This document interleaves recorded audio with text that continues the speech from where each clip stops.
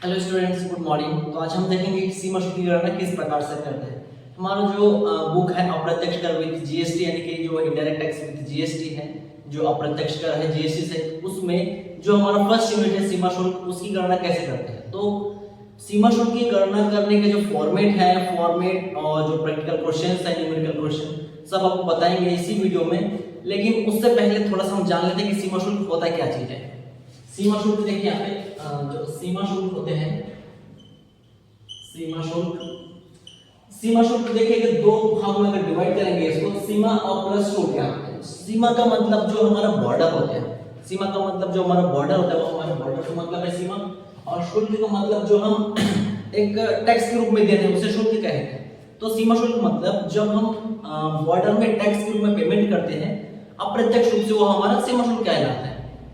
जैसे हम लोग कहीं दूसरे देश से या विदेश से या कोई भी व्यक्ति या कोई भी व्यापारी अगर अपने देश से किसी दूसरे देश से, है ना, अपने देश में बैठ के किसी दूसरे देश से माल का आयात करेंगे या निर्यात करेंगे, उस केस में क्या होगा, उसको बॉर्डर में सीमा शुल्क पेमेंट करना पड़ेगा। यानी कि बॉर्डर में जब आएगा, सीमा में जब आएगा, तब बॉर्डर में जो ऑफिसर लोग बैठे रहते, जो अधिकारी लोग बैठे रहते वहां पे, उसके सामानों को वहां पे चेक किया जाएगा। चेक करने के बाद पूरा डिटेल्स देखा जाएगा, कितना मूल्य का है, कितना नहीं है, कि उसका वजन कितना है, कितना नहीं, मतलब सारी चीजों का वहां पे आकलन करके उस पर टैक्स लगा जाएगा। जैसे हमारा आता है बैगेज अगर हम किसी दूसरे देश में घूमने के लिए गए हैं, भ्रमण करने के लिए गए हैं, वहां से भ्रमण करने के बाद वहां से कुछ सामान अपने साथ खरीद के लाए, तो अपना जो लगेज होता है या बैगेज होता है, उसमें अगर हम 50,000 रुपए तक के सामान लाते हैं हमारे देश में, तो वो टैक्स फ्री होता है, उसमें टैक्स नहीं लगता, सीमा शुल्क नहीं लगता है।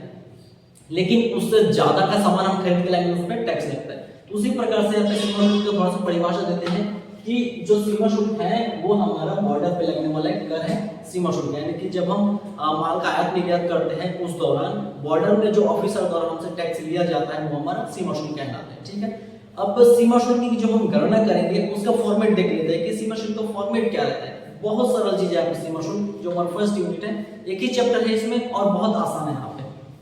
तो सीमा शुल्क का मतलब आपको समझ में आ गया कि सीमा शुल्क का मतलब जब हम माल का आयात निर्यात करते हैं उस केस में बॉर्डर में या सीमा में जो हम टैक्स पेमेंट करते हैं सरकार को, वो हमारा सीमा शुल्क कहलाता है। ठीक, अब सीमा शुल्क का फॉर्मेट किस तरीके से होता है देखिए यहाँ पे।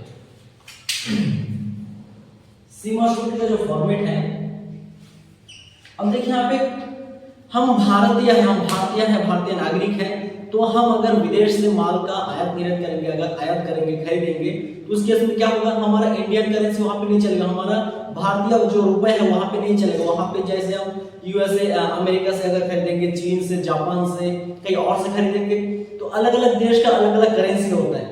तो हम क्या करेंगे, अपना इंडियन रुपीस देंगे, वहां से करेंसी में चेंज होकर उन लोग देश में परिवर्तन हो जाएगा, ऐसा होगा वहां पे पेमेंट। तो यहाँ पे जब हम खरीदेंगे तो हम यहाँ पे दो कॉलम रखेंगे। देखिए, सबसे पहला तो हमारा फर्स्ट कॉलम, सेकंड कॉलम। सबसे पहला हमारा रहेगा पे विवरण क्या कि हम यहाँ पे लिख सकते हैं हमारे कि हम कितने सारी चीजों को लिख रहे हैं, कितने सारी चीज हम यहाँ पे आयात निर्यात किए, जिस पर यहाँ पे इनडायरेक्ट टैक्स लगने वाला है, अप्रत्यक्ष कर लगने वाला है। तो यहाँ पे सबसे पहले विवरण या मदे, उसके बाद यहाँ पे आ जाएगा अगर हम अमेरिका से खरीदेंगे तो वहां के जो करेंसी वो डॉलर में है, अगर हम इंग्लैंड से खरीदेंगे वहां का यूरो है, सॉरी पाउंड है वहां पे, अगर यूरोप से खरीदेंगे और से खरीदे अपना तो यूरो हो सकता है, और जापान वगैरह से अलग अलग देश का अलग अलग करेंसी में चेंज होता है। तो जिस देश से भी खरीदेंगे उसी देश का करेंसी यहाँ पे शो करना है। अगर हम अमेरिका से खरीदेंगे तो वहां का हमें डॉलर साइन शो करना है, फिर डॉलर आप लिख भी सकते हैं, हमें कोई दिक्कत नहीं है। उसके बाद यहाँ पे हमारा जो भारत का है, हमारा रुपए का साइन, हम रुपए का चिन्ह लगाएंगे और रुपए पूरा लिख सकते हैं यहाँ पे। अब देखिए हम यहाँ पे लिखेंगे क्या, सबसे पहले जो हम सीमा शुल्क की गणना करते हैं, सीमा शुल्क की गणना करना बहुत ज्यादा आसान है। यहाँ पे सबसे पहले हम यहाँ पे फॉर्मेट में लिखेंगे कि कर निर्धारण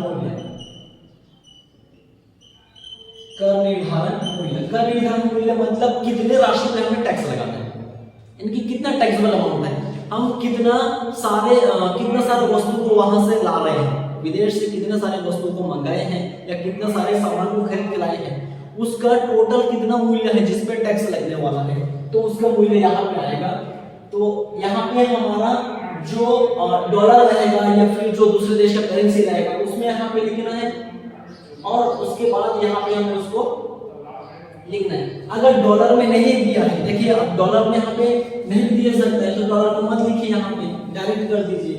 जैसे अगर हमें यहाँ पे सबसे पहले किस चीज की जरूरत है, कर निर्धारण मूल्य की जरूरत है। अगर कर निर्धारण मूल्य क्वेश्चन में डायरेक्ट दे दिया तो बढ़िया बात है, और अगर यही कर निर्धारण मूल्य क्वेश्चन में नहीं दिया तो हमें अलग सा और एक टेबल से निकालना पड़ेगा। इसका फॉर्मूला और होता है, इसका फॉर्मेट और भी एक है, बहुत बड़ा फॉर्मेट है वो, तो उससे हमें कर निर्धारण मूल्य की गणना करना पड़ेगा। जैसे ही हमको कर निर्धारण मूल्य ज्ञात हो जाएगा हम सीमा शुल्क की गणना कर लेंगे। तो जब हम कर निर्धारण मूल्य की गणना करेंगे उसी समय हम अपने भारतीय रुपए को डॉलर में चेंज करके हम दे सकते हैं, उसी फॉर्मेट हम कर सकते हैं। और उसी फॉर्मेट से जैसे हमें कर निर्धारण मूल्य एक बार मिल जाएगा, उसके बाद जब हम सीमा शुल्क की गणना करेंगे उसी कर निर्धारण मूल्य की सहायता से, तब हमें अलग से यहाँ पे डॉलर या यूरो, पाउंड, एटम ये सब वगैरह अलग अलग देश की करेंसी में शो करने की जरूरत नहीं पड़ती है।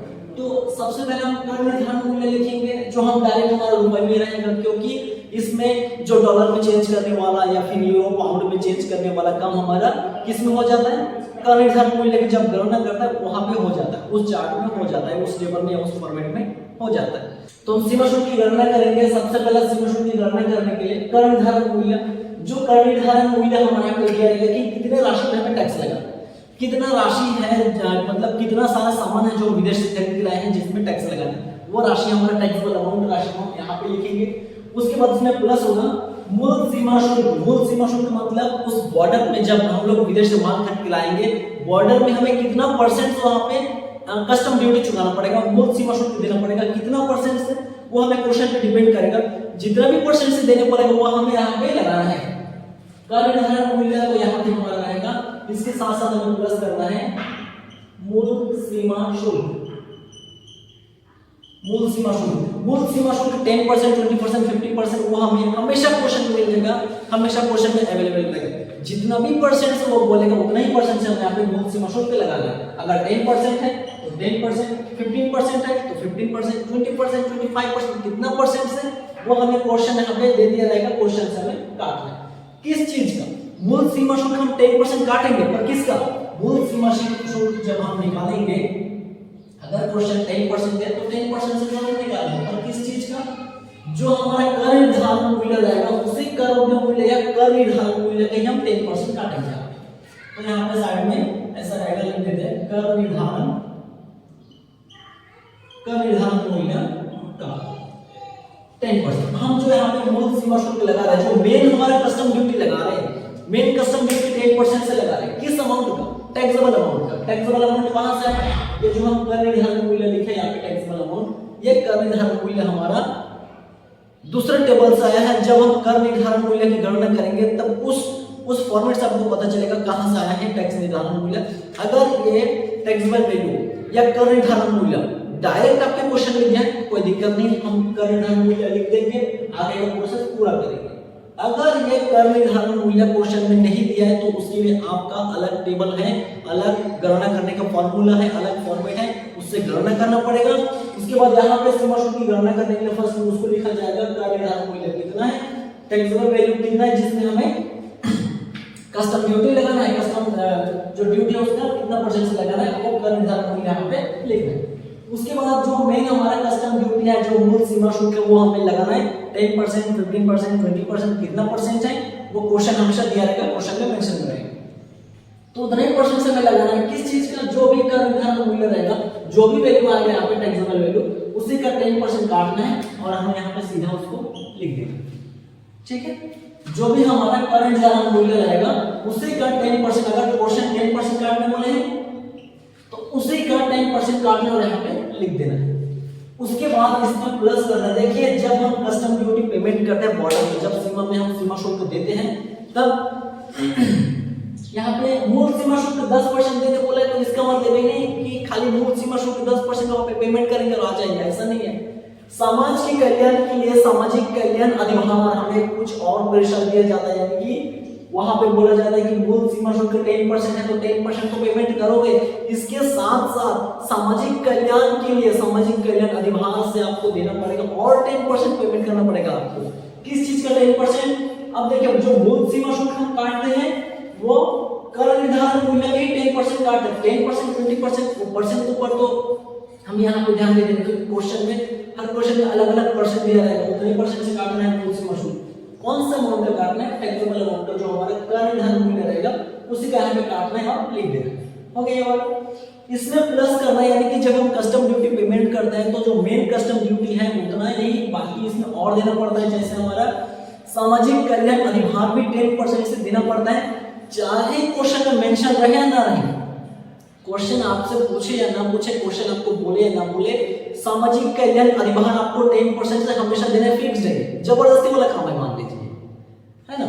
जो हमारा मूल सीमा शुल्क हम लगा देंगे कर निर्धारण मूल्य का 10% काट के 20% जो भी परसेंट दिया रहेगा हम काट के लिख देंगे। उसके बाद हमें यहाँ पे प्लस करना है कि जो हमारा मूल सीमा शुल्क लग गया इसी का 10% से सामाजिक कल्याण अधिभार हमेशा लगा देना। इसके बाद हमें प्लस करना है सामाजिक कल्याण अधिभार, सामाजिक कल्याण अधिभार हमेशा 10% से ही लगता है चाहे कुछ भी हो जाए। कस्टम ड्यूटी हम पेमेंट कर रहे हैं, कस्टम ड्यूटी हम चुका रहे हैं, बॉर्डर में सीमा शुल्क चुका रहे हैं, तो सामाजिक कल्याण अधिभार हमें 10% से देना ही पड़ेगा, जबरदस्ती वाला काम है। क्वेश्चन में पूछे या ना पूछे हमें 10% से सामाजिक कल्याण अधिभार लगाना ही है। कौन सा अमाउंट का लगाएंगे, किस राशि का लगाएंगे, यहाँ जो भी मूल सीमा शुल्क निकलेगा उसी का 10% का। तो आप साइड में लिख देते हैं कि मूल सीमा शुल्क का मूल सीमा शुल्क का 10% काटना यहाँ पे लिख देना है। सबसे पहला कर निर्धारण मूल्य कहाँ से मिलेगा, कर निर्धारण मूल्य की जब गणना करेंगे अलग सा फॉर्मेट बनेगा, उसी से मिलेगा हमें, उसको आप सीधा डायरेक्ट लिखना है। उसका 10% काटना है जो हमारा मूल सीमा शुल्क है। यहाँ पे मूल सीमा शुल्क यहाँ पे मान लीजिए क्वेश्चन में 10% है तो 10% लगाना है, अगर 20% 15% 25 जितना भी परसेंट दिया रहेगा हमें मूल सीमा शुल्क काटना है। कौन सा अमाउंट का, टैक्सेबल अमाउंट जो हमारा कर निर्धारण मूल्य था, 10% काट के लिख दिए हैं। उसके बाद सामाजिक कल्याण अधिभार हमें अलग सा और देना पड़ेगा, खाली कस्टम ड्यूटी नहीं चुकाना है, साथ में सामाजिक कल्याण अधिभार में हमें देना पड़ेगा जो कि 10% से दिया जाता है हमेशा या फिक्स्ड है हमेशा। तो जो भी हमारा मूल सीमा शुल्क का अमाउंट निकलेगा उसी का 10% काटना यहाँ पे फिर ऐड कर देना, उसको जोड़ देना। इसके बाद हमें जब हम बॉर्डर में सीमा शुल्क पेमेंट करते हैं तब ऐसा नहीं है कि खाली कस्टम ड्यूटी की खाली मूल सीमा शुल्क, ऐसा नहीं है कि खाली मूल सीमा शुल्क ही देंगे, बहुत सारी चीजों को पेमेंट करना पड़ता है। मूल सीमा शुल्क, उसके बाद सामाजिक कल्याण अधिभार 10%, जीएसटी भी देना पड़ेगा। अब देखिए अगर हम विदेश से माल खरीदेंगे तो विदेश से क्या हम अगर अपने राज्य से ही माल का क्रय विक्रय करते हैं उस केस में क्या होता है, आईजीएसटी पेमेंट करना पड़ता है, इंटीग्रेटेड जीएसटी, यानी कि हमारा जो एकीकृत जीएसटी बोलते हैं उसको एकीकृत जीएसटी पेमेंट करना पड़ता है उस केस में, जब हम अपने राज्य से बाहर माल का क्रय विक्रय करते हैं, आयात निर्यात करते हैं उस केस में। अब यहाँ पे हम अपने राज्य की तो दूर की बात, हम अपने विदेश से अपने देश को छोड़ के किसी दूसरे देश से माल मंगाए हैं, अगर हम दूसरे देश के साथ आयात निर्यात करेंगे, माल का खरीद बिक्री करेंगे, उस केस में हमें आईजीएसटी पेमेंट करना पड़ेगा, इंटीग्रेटेड जीएसटी, एकीकृत जीएसटी यहाँ पे पेमेंट करना पड़ेगा। इसमें प्लस कर देना है हमारा आईजीएसटी। आईजीएसटी और कितना परसेंट, आईजीएसटी हमेशा दिया रहेगा क्वेश्चन में 18%, 28% हो गया या फिर 12%, 5% या 3%, जितना भी परसेंट रहेगा वो यहाँ पे दिया रहेगा, ठीक है। 3%, 5%, 12%, 18% और फिर अपना 28% जो भी दिया रहेगा, जो भी रेट रहेगा उसी से हमें लगाना है। कौन सा अमाउंट का जीएसटी काटना है यहाँ पे, ये बड़ी मेन बात है। तो जीएसटी जब हम काटेंगे, मान लीजिए क्वेश्चन बोला है कि जीएसटी अपने को 18% चार्ज करना है, अब जो जीएसटी है एकीकृत जीएसटी कटेगा, क्योंकि देखिए जो जीएसटी होता है, जीएसटी हमारा 3 टाइप का होता है। सबसे पहले अगर हम राज्य के अंदर माल की खरीदी बिक्री करें, आयात निर्यात कर रहे हैं, तो राज्य के अंदर हुआ तो सीजीएसटी और एसजीएसटी दोनों देते हैं, यानी कि सेंट्रल गवर्नमेंट और राज्य जो सरकार है, क्या स्टेट गवर्नमेंट और सेंट्रल गवर्नमेंट, राज्य सरकार और केंद्रीय सरकार, जो दोनों सरकार को हम आधा आधा बांट के देते हैं। तो राज्य के अंदर अगर माल का क्रय विक्रय किया तो उसमें सीजीएसटी एसजीएसटी 2 टाइप के देना पड़ता है। अगर 18% है तो 9% इनको और 9% इनको, दोनों को समान अनुपात में बांट के दिया जाता है सीजीएसटी एसजीएसटी। और अगर हम राज्य से बाहर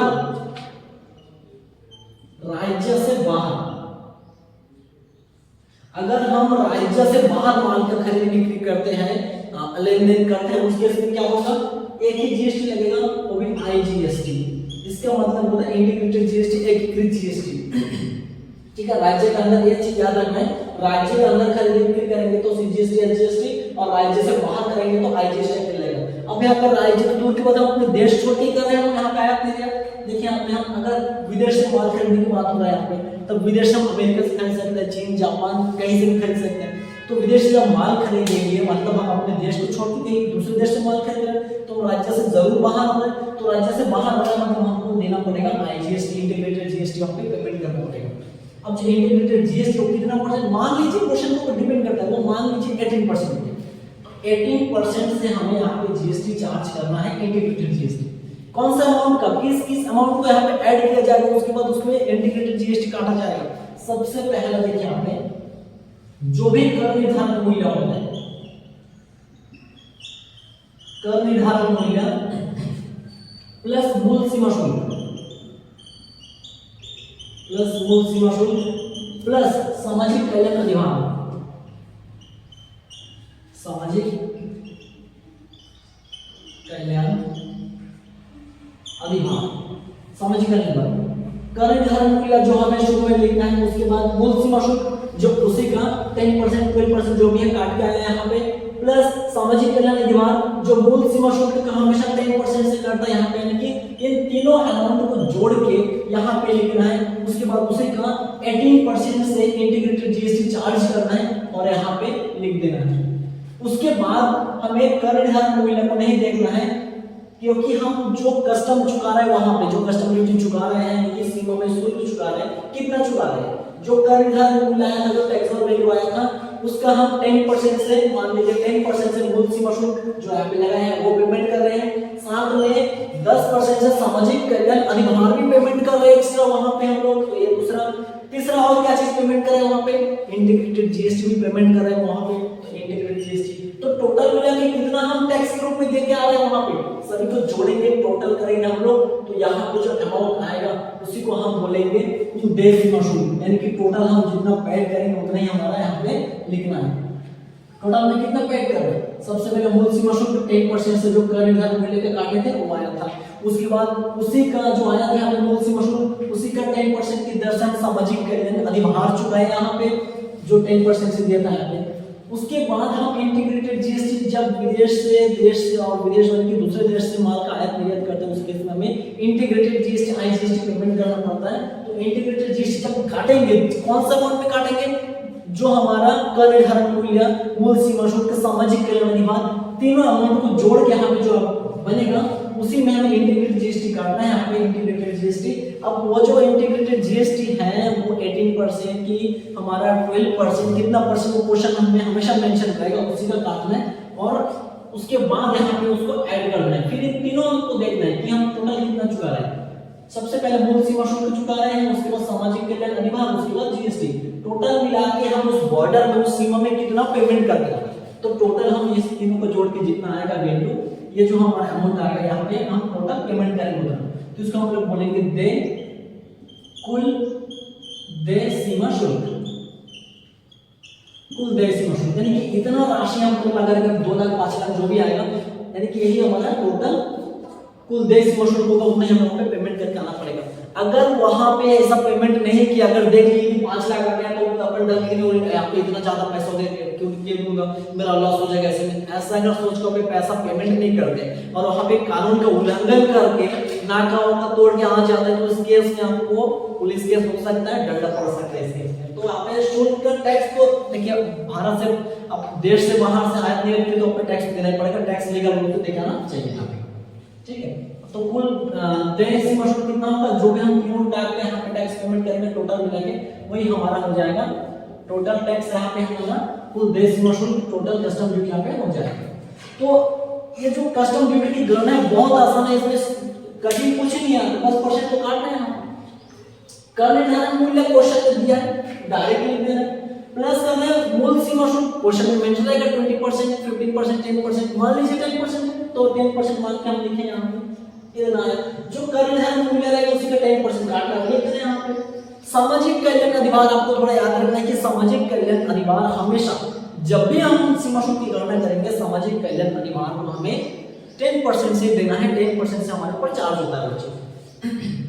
तो इसी मूल सीमा शुल्क का 10% काट के हम और लिख देंगे, फिर हम देश से बाहर से हम आयात निर्यात करते इस कारण से हमें इंटीग्रेटेड जीएसटी देना पड़ता है, इसलिए हमें आईजीएसटी में अलग से ऐड करना पड़ता है। टोटल 3 टाइप की चीज हम वहां पे पेमेंट कर जाते हैं, तो टोटल हम जब जोड़ देंगे उसको कहा जाएगा कुल देश सीमा शुल्क यानी कुल हमारा जो कस्टम ड्यूटी पेमेंट करना पड़ेगा टोटल यहाँ पे आएगा। तो ये निकालना बहुत आसान है। हम कर निर्धारण मूल्य यानी कि अगर मिल गया कर निर्धारण मूल्य यदि हमारे पास है तो सीमा शुल्क की गणना करने में कोई परेशानी नहीं है। जो भी परेशानी होगा कर निर्धारण मूल्य को निकालने के लिए होगा। अगर क्वेश्चन में डायरेक्ट दिया है कि कर निर्धारण मूल्य इतना है तो हम 5 लाख या 10 लाख हम डायरेक्ट लेके आगे का प्रोसेस हम कर सकते हैं। अगर मान लीजिए कि क्वेश्चन में कर निर्धारण मूल्य नहीं दिया, उस केस में कर निर्धारण मूल्य निकालना पड़ेगा। और कर निर्धारण मूल्य निकालने के लिए अलग सा फॉर्मूला, अलग सा हमारा फॉर्मेट सब उसमें लगाना पड़ेगा, सब नियम है अलग सा, उसी फॉर्मेट से अलग नियम से बनेगा। उसके बाद हमें इसी सीमा शुल्क के चार्ट में उसको लिखना है और आगे का प्रोसेस करना है। तो ये तभी बनेगा जब मूल सीमा शुल्क की गणना तभी कर पाएंगे जब हमारे पास कर निर्धारण मूल्य रहेगा। अगर क्वेश्चन में दिया है तो ठीक है बना देगा, नहीं दिया तो हमें अलग से निकालना पड़ेगा। आज मिलते हैं नेक्स्ट वीडियो में।